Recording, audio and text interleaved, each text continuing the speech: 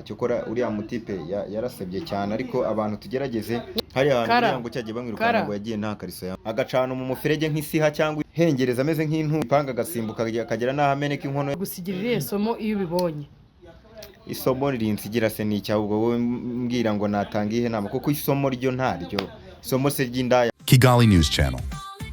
Stay connected, stay entertained, and stay inspired with Kigali News Channel.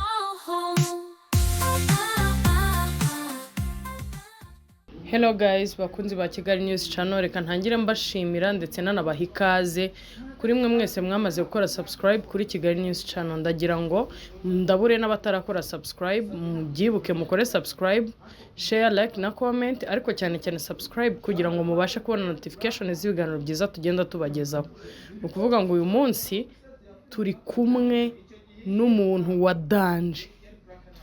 Cyo ndabihamya ko namwe mubibona ko umuntu uri aha ngaha agasanzwe.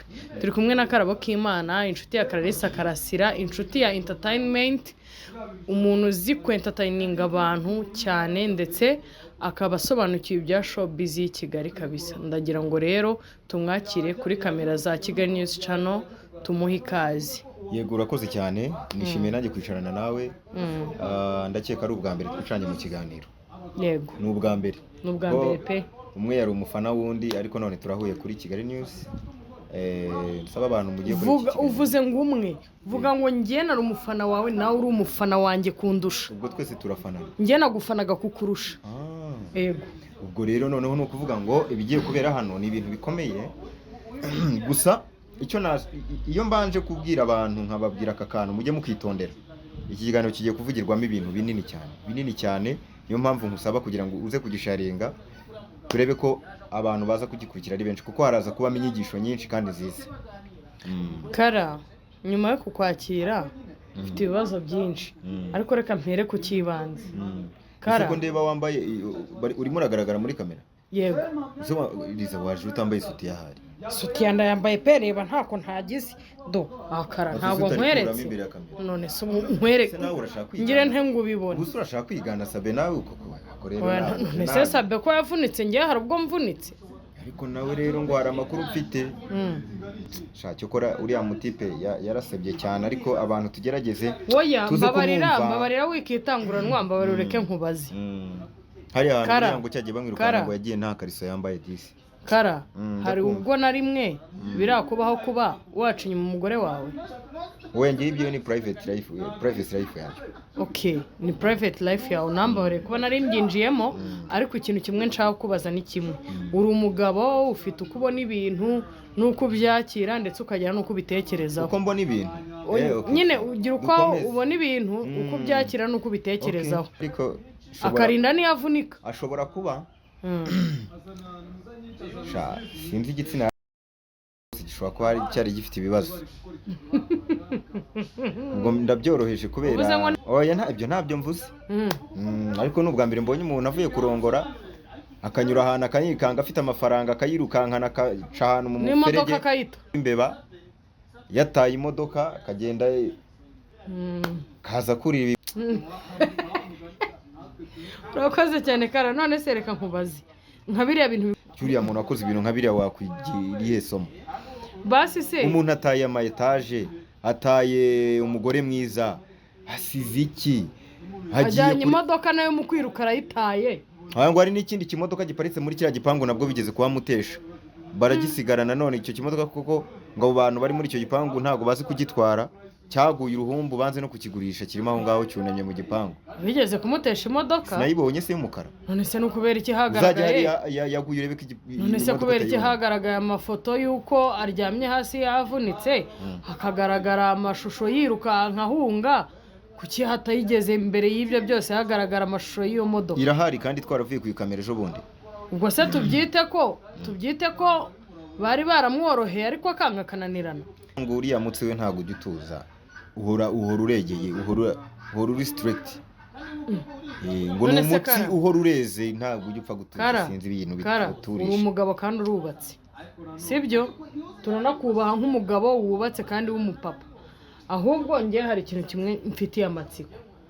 Nk'iyo uganiriye na madamu wawe ko muganira byinshi, hari ibyo nshobora kumenya n'undi wese yamenya, hari n'ibyo tutamenya urumva, ariko ikintu mfitiye amatsiko ni kimwe, urumva nk'iyo uganire na madamu wawe wumva nka biriya bintu bibayeho ari wowe ubikoze, yabyakira nyine ashobora kubyakira neza cyangwa nabi, biterwa n'ukuntu umuntu atekereza muri we nyine. Hari umuntu utagira resistance bikamurenga nyine akaba yakwahukana, cyangwa se akabwira umugabo ati va muri uru rugo. ese Kara, reka tuganire tugere no ku buzima bwacu kandi busanzwe. Hari ikintu mfitiye amatsiko, ntabwo nshatse kukuvugiraho cyangwa se hari akantu ushaka kukubaza mbere y'uko mbaza icyo kibazo. Yego. Umuntu witwa ntabwo yaba yaraguterese, ko mfite amakuru ko yajyaga atereta abakobwa benshi b'abasitari. Kasuko aratuvangiye, ariko nta kundi barabizi ni rwivanga, ibyo byo ntawe utabizi. Kasuko ni umuntu mwiza cyane, ako ni cyarwivanga. Ikibi cyarwo nuko nta mutima mubi, aragukunda cyane nyine. Ikibi cyarwo rurivanga, ariko ubundi cyiza cyarwo nta mutima mubi. Ikintu nishakiraga ko tuganiraho ku kintu kigendanye n'ubumuga, ko nanjye ndabufite. Ufite ubuhe? Njye mfite ubumuga bw'amaso. Burya ndeba umurari. Nuko buri utarambona narakaye cyangwa nashikoye n'abayeseriyezi, burya uhita wivangamo, noneho wandeba ukanyoberwa. Noneho ngewe ikintu rero nari mfitiye amatsiko, nta gitangaza kirimo muri uru Rwanda ndetse no ku isi hose. Abantu bafite ubumuga barahari kandi babuvukana, rimwe na rimwe banabugira nyuma, ariko reka tuganire ku kigendanye n'ababuvukana. Kara, kuba abantu bavukana ubumuga akabana nabwo, akabaho afite ubumuga, bafite ubwenge bwinshi, urabyemera nawe? Oya, ubumuga nta hantu buhurira n'ubwenge. Reka nkubwize ukuri, abantu bafite ubumuga njye nasanze ari bo banyabwenge cyane.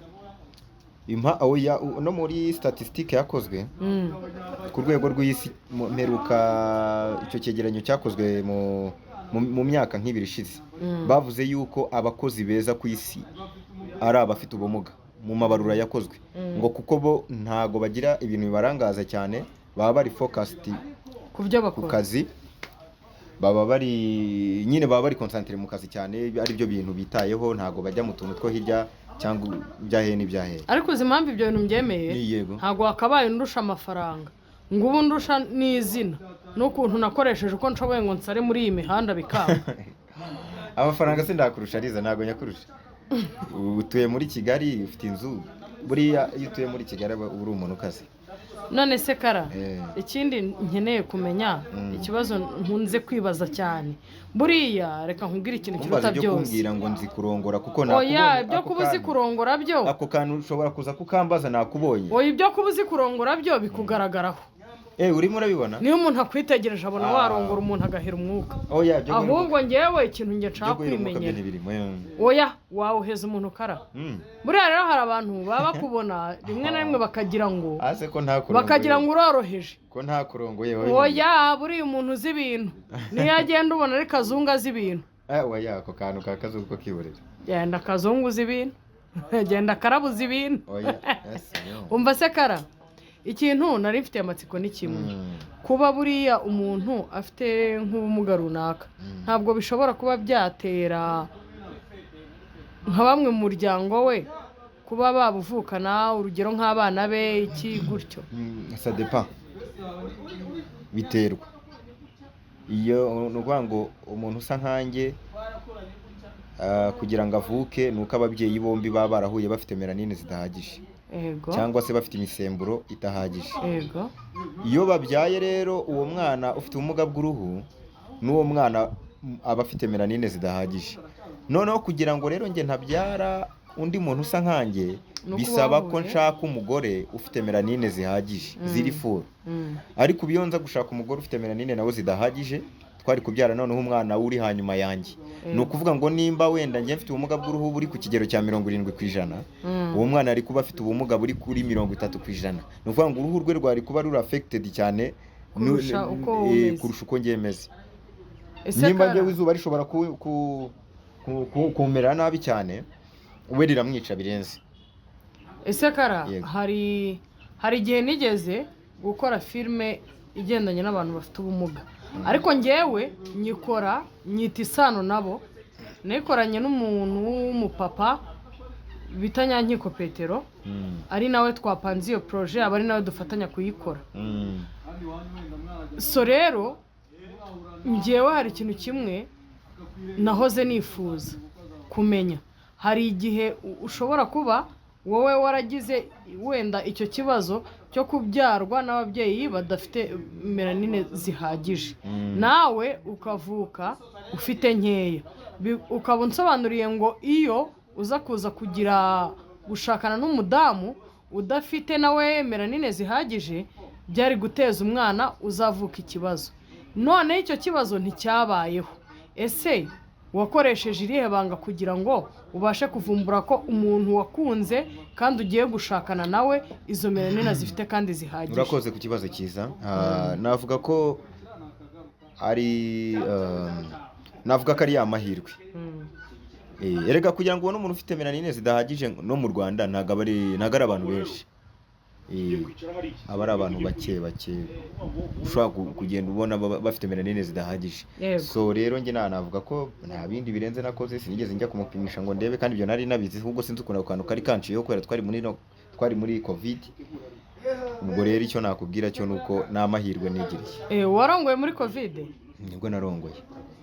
Kara, niba atari ibanga. Ariko ako kantu uvuze niba atari ibanga. Ako kantu uvuze siko ugomba ntabwo warongoye muri covid. Wenda narongoye mbere. Washatse muri covid. Nibwo nazanye umugore. Ariko ibyo kumbaza ngo narongoye muri covid aho waba washatse muri covid.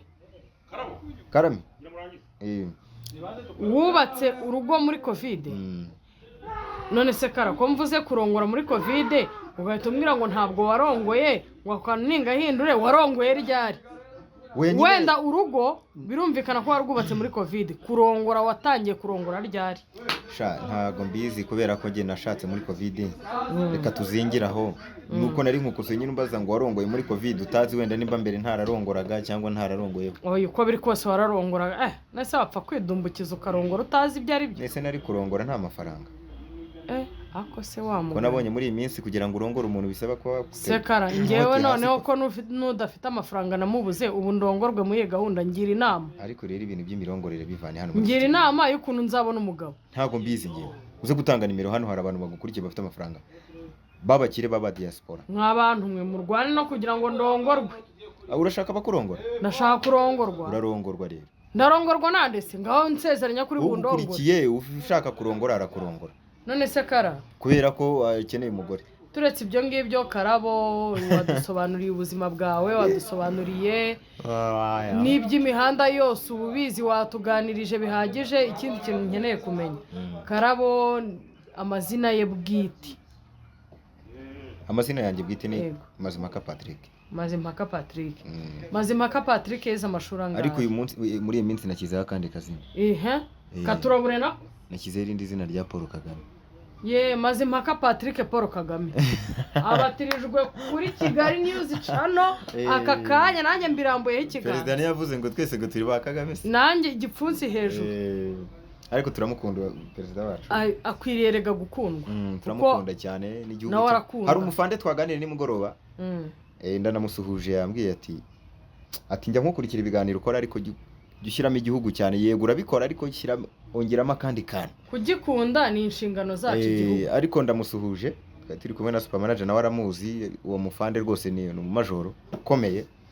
Kuba tunakurikirwa n'abantu nkamwe bayobozi abasirikare rwose natwe turabishimira cyane. None se Kara, muri iyi minsi ko ari ibihe by'abana barimo kujya ku ishuri, wagiriye inama ababyeyi bafite abana bagumanye mu rugo batagiye kwiga? Nimba bajyane. Niyo nama wabagira. So rero reka dukomeze dushimire abantu bakurikiye Kigali News Channel, tubasaba gukora subscribe, share, like na comment. Aha niho mu rugo iwanjye. Channel najyaga nyibona ariko iyi channel nimba narigeze. Aha niho mu rugo kwa Riza. Kwa Mama Butamu, kwa Riza, kwa Isi, isanzure byose ngombwa igikwiye ishongore y'umusengo decision maker. Fasha unsabira abantu bakurikiye Kigali News Channel kubwa Karabo k'Imana bakore subscribe, share, like na comment. Yes, ndabasuhuje mwese abantu mukurikiye Kigali News Channel. Mukore subscribe hano kugira ngo mujye mukomeza kubona ibiganiro Kigali News Channel ibagezaho. Imana ibarinde. Kara wakoze kuza. Nakoze kuza se waretse nkahereza nimero Generoza akayikeneye yimuhereze na pe Telesifore Genero nawe Telesifore na Korode na Karini Jabo 078 685 784 Karabutoni Kibonke na Ntuza na ni benshi mu nkuriki n'abandi ntavuze Rakoze cyane.